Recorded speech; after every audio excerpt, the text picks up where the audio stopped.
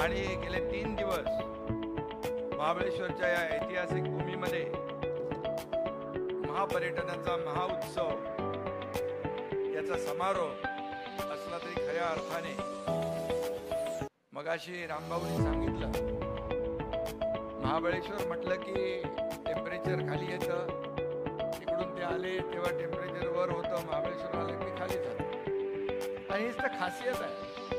आणि म्हणून मुख्यमंत्री महोदय, मी जेव्हा गावी येतो तेव्हा इकडचं टेम्परेचर खाली असतं, मुंबईचं टेम्परेचर वाढतं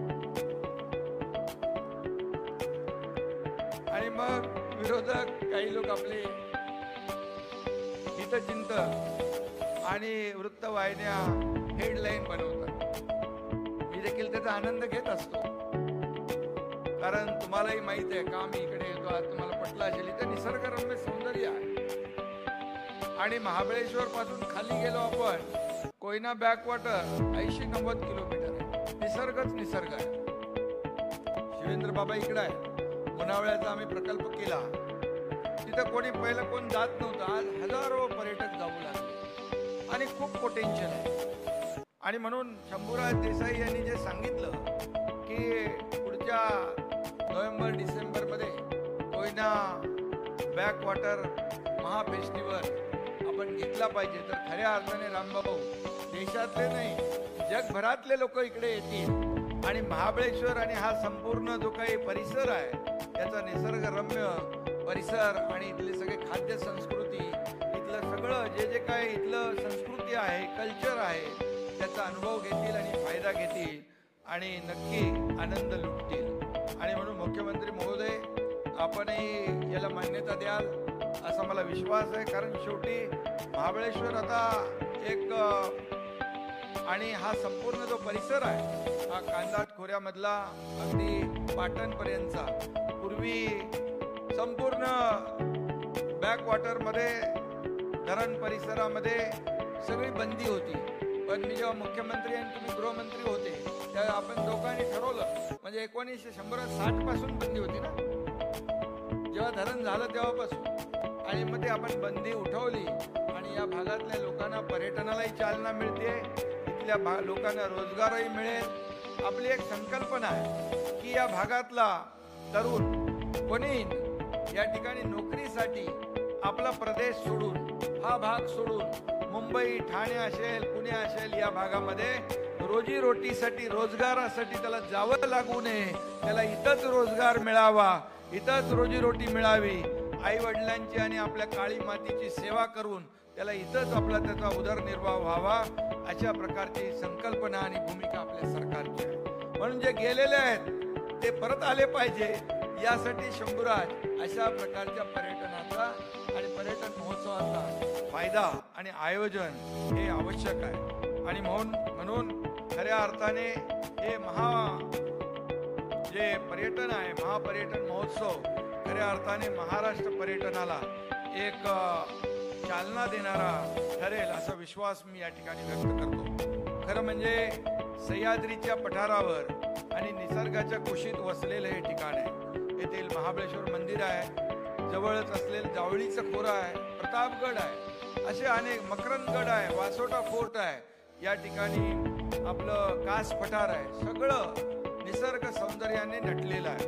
आणि म्हणून खऱ्या अर्थाने सगळा भाग जो आहे या जावळीचं खोरं छत्रपती शिवाजी महाराजांच्या पदस्पर्शाने पावन झालेली भूमी आहे, त्यांच्या इतिहासाची साक्ष देणारी भूमी आहे.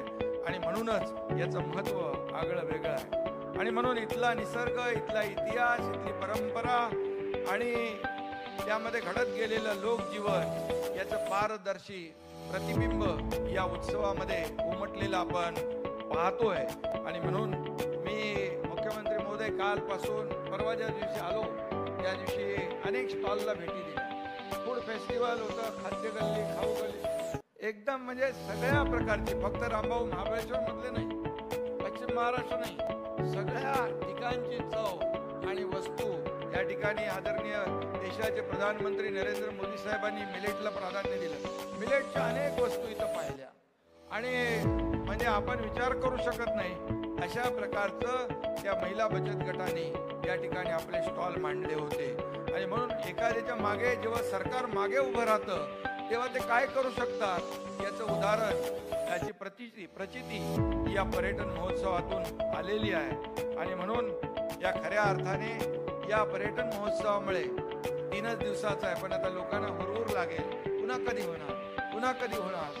तर मुख्यमंत्री तर इकडे आहेत असलेले, आणि पुन्हा कधी होणार शंभूराज, तुमच्या प्रश्नाचं उत्तर ते देतीलच. कारण शेवटी आता लोकांचं आकर्षण आहे. 3च दिवस. मी यांना सांगितलं 3 दिवस का ठेवलं तुम्ही?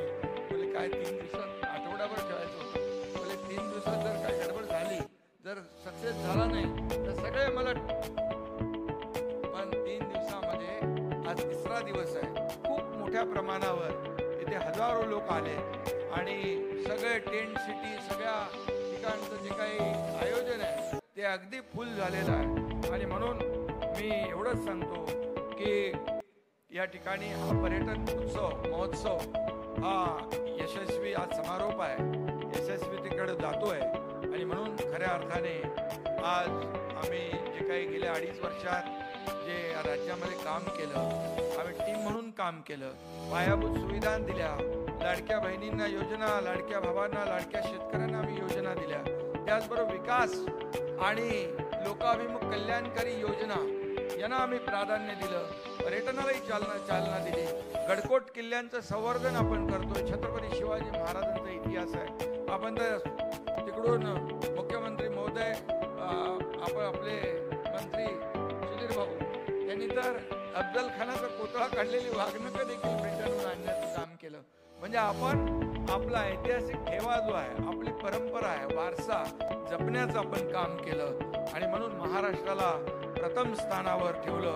आता देवेंद्रजींच्या नेतृत्वाखाली विकासाचा रथ चौकोर या ठिकाणी उधळत आहे. हा उत्सव म्हणजे निसर्गाचा आविष्कार आहे आणि स्थानिकांच्या जगण्याचा आधार आहे. पर्यटन विश्वाचा खऱ्या अर्थाने नवा अवतार आहे. आणि म्हणून आणि रोजगाराचं हे महाद्वार आहे शंभूराज. त्यामुळे काळजी करू नका.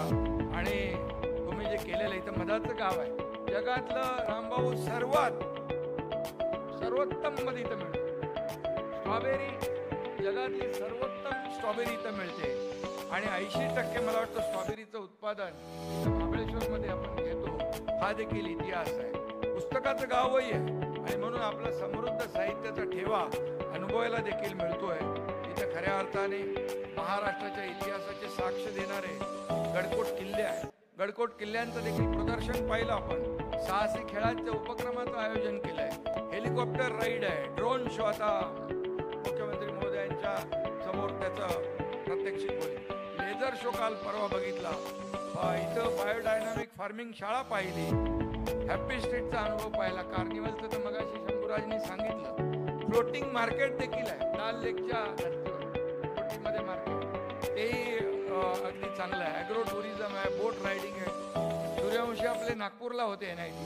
मी त्यांना म्हणालो फुटाळा तलावामध्ये आपण बघितला ना तो शो, मला तसा शो या वेना लेक मध्ये तुम्ही केला तर त्याचं आणखी जे सौंदर्य आहे आणि पर्यटकांना तो फुटाळा तलावासारखा आपला लेझर शो भुरळ घातल्याशिवाय राहणार नाही.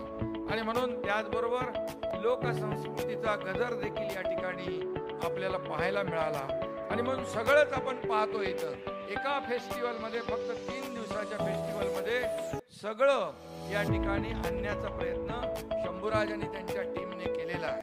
आणि म्हणून ज्ञानेश्वरांच्या शब्दात सांगायचं तर जो जे वांछील तो ते लाहो, अशी अनुभूती या फेस्टिवलला भेट दिल्यानंतर आपल्याला लाभते, मिळते. आणि म्हणून डोळ्यात पारणं फेडणारं मी म्हणेन. कारण महाबळेश्वरने पहिल्यांदाच पाहिलं. महाबळेश्वरला लोक पर्यटक येतात, परंतु अशा प्रकारचा हा फेस्टिवल हा पहिल्यांदाच पाहिला आहे. आणि म्हणूनच या ठिकाणी दर्याखोऱ्यामध्ये असलेलं हे सगळं जो काही निसर्ग सौंदर्य आहे त्या या फेस्टिवलमुळे झळाळून निघतोय. आणि म्हणून मी वेळ काढून इकडे गावी येत असतो. आणि गावी आलो की मुख्यमंत्री महोदय 2-3 हजार झाडं लावतो. हे माझं काम नित्याचं. आणि त्यामुळे हजारो वेगवेगळ्या प्रकारची झाडं गावी आपण प्रयोग केला. म्हणजे अगदी काजू आंब्यापासून, चिकूपासून, नारळापासून, सुपारीपासून नारळ सुपारी पण आहे आणि बांबू पण आहे. म्हणजे बांबूची लागवड आपण या ठिकाणी 7,000 हेक्टर मध्ये आपले दुडी तेव्हा कलेक्टर होते, आता संतोष पाटील आहे. म्हणजे आपण MREGS म्हणून त्यालाही अनुदान दिलेलं आहे. बाकी तुम्हाला कुठे वेगवेगळ्या ठिकाणी लावायचे ते वेगळा काय अर्थ काढू नका. बांबू ऑक्सिजन जास्त देणारा आणि कार्बन डायऑक्साईड जास्त शोषणारा आहे. आणि आमच्या मुख्यमंत्री महोदयांना बरोबर माहिती आहे कुठं वापरत. आणि म्हणून आज तिथे अगदी अवाकडूपासून अगदी आगरवूड पासून सफरचंदापर्यंत सगळा, आणि सफरचंद पण लागले आता सुरुवात झाली. त्यामुळे इकडं आल्यानंतर वेगवेगळं, आणि आपण गटशेती केली पाहिजे यासाठी आपण लोकांना प्रोत्साहन देतो. गटशेती केली तर खऱ्या अर्थाने लोकांना कमी खर्चामध्ये जास्तीचं उत्पादन मिळेल आणि आपल्या हक्काचं उत्पन्न जे आहे त्याला घेता येईल. आणि म्हणून मी एवढंच सांगतो की म्हणून मी म्हणत असतो, लंडनपेक्षा महाबळेश्वर बरं, त्याच्या कुशीत वसलं माझं गाव धर. आणि म्हणून दरे गावामध्ये जात असतो. शंभूराज समजून घ्या. आणि म्हणून गमतीचा भाग सोडा, परंतु गेले 3 दिवस या फेस्टिवलचा अनुभव घेताना हे अतिशय नेटकं नियोजन केलेलं आहे आणि इथं कुणाची गैरसोय होणार नाही याची काळजी शंभूराजनी घेतली आहे. आणि खऱ्या अर्थाने आज इथं आलेला पर्यटक सुरक्षित राहावा म्हणून मुख्यमंत्री महोदय त्यांनी एक महाराष्ट्र पर्यटक सुरक्षा दल एक त्याचं एक सुरुवात केलेली आहे. कारण खऱ्या अर्थाने पर्यटकांना सुरक्षित वाटलं पाहिजे. आमचं सुरक्षा, आमचं म्हणजे आमची काळजी घेणारं कुणीतरी आहे ही भावना निर्माण झाली पाहिजे. म्हणून शंभूराजनी तेही केलं आहे. त्याबद्दल देखील शंभूराज यांचं मनापासून अभिनंदन केलं पाहिजे. आणि CC कॅमेरे असतील की क्विक रिस्पॉन्स यंत्रणा असेल, सगळं आहे. आणि म्हणूनच या ठिकाणी खूप मोठ्या प्रमाणावर हा महाफेस्टिवल जो आहे हा यशस्वी होताना आपण पाहतोय. आणि खऱ्या अर्थाने मी मगाशीच मुख्यमंत्री महोदयांना म्हणालो की आता नवं महाबळेश्वर एक आकार घेईल आणि त्याचा पाया जो आहे आपण रचतोय. आणि राज्य सरकार देखील अगदी ब्रिटिशांच्या नंतर पहिलं एक नवं पर्यटन स्थळ या ठिकाणी निर्माण करणारं आपलं तुमच्या नेतृत्वाखालचं सरकार ठरेल. आणि म्हणून ही याची सुरुवात आहे. आणि यामध्ये खूप पोटेन्शियल आहे. कृषी पर्यटन आहे, जलपर्यटन आहे, जंगल पर्यटन आहे, आरोग्य पर्यटन आहे, धार्मिक पर्यटन आहे, क्रूज पर्यटन आहे, कॅराव्हॅन पर्यटन आहे, किल्ले पर्यटन आहे. असं अनेक पर्यटकांना या ठिकाणी संधी आहे. आणि म्हणून महाबळेश्वरचं पर्यटन यामुळे वाढू शकतं. आणि म्हणूनच आजचा हा पर्यटन महोत्सव या अतिशय आपल्या सगळ्यांच्या उपस्थितीमुळे यशस्वी होतोय. मी मुख्यमंत्री महोदयांचं मनापासून स्वागत करतो, मनापासून त्यांना धन्यवाद देतो की या महाबळेश्वरच्या समारोप प्रसंगी आमच्या गावात महाबळेश्वरला आपण आलात त्याबद्दल खूप खूप आपल्याला धन्यवाद, खूप आपले आभार.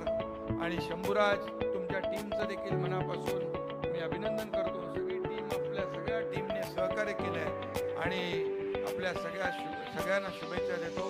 धन्यवाद. जय हिंद, जय महाराष्ट्र. नवीन घडामोडी पाहण्यासाठी आजच आम्ही मुंबईकर 24 तासला लाईक करा, सबस्क्राईब करा आणि अपडेट रहा.